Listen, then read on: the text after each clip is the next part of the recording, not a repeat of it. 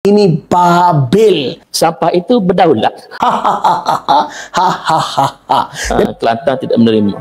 Sekiranya kita menerima Akta 72, kerajaan negeri hendaklah memberi kuasa eksekutif kepada pusat untuk melaksanakan kerja-kerja pengurusan sisa pekerjaan dan pembersihan awam. Bagaimanapun kita di peringkat APBT kita mengaku kita tidak mampu menguruskan sampah kerana sampah ni setiap hari dibuang. Pekerja PBT, pekerja pembersihan kita ni kena setiap lorong.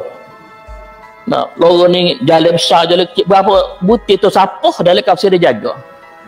Kalau main konsesi, setahun dua ni nak kena lorong sesak begitu je. Sampah berdaulat. Itu kata Esko PBT Kerajaan Negeri Kelantan dalam sidang DUN. Persoalannya, adakah sampah Kelantan ini kalau kita nak pungut perlukan pasport atau visa? Adakah sampah di Kelantan juga ada hak eksklusif seperti mana air di Kelantan? Kononnya, sampah maruah negeri, kata Webi Hilmi. Kerajaan Kelantan menolak Akta 672 sebab tak mahu serah kuasa pengurusan sampah kepada kerajaan pusat. Katanya, nanti PBT hilang kuasa nak lantik kontraktor.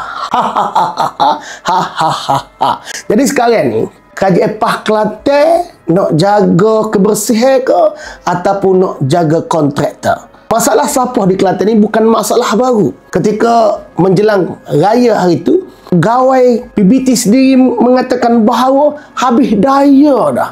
Dan kita juga tahu lori di Kelantan ni terlalu daif. Nak beli lori baru pun macam nak beli helikopter. Jadi ambo kira Kelantan jangan ego, jangan selfish. Kononnya nak jaga kuasa PBT, tetapi masalah sampah pun tak selesai. Kononnya berprinsip. Ini bukan berprinsip, ini degil, atau dalam bahasa Kelantan ini Babil. Lalu diadakan hujah konon Selangor, Pulau Pinang, Terengganu tak tanda tangan juga. Tiba-tiba nak ikut Selangor, nak ikut Pulau Pinang.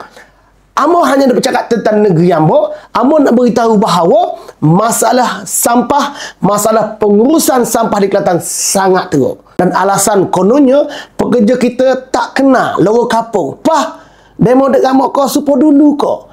Learning ada Wave, ada Google Map. Dan kalaulah mana-mana syarikat seperti contoh Alam Flora yang dapat konsensi ini, sudah pasti rakyat Kelantan juga yang dapat peluang pekerjaan. Jadi kesimpulannya, apa sebenarnya yang Kerajaan PAS Kelantan nak jaga di Kelantan ini?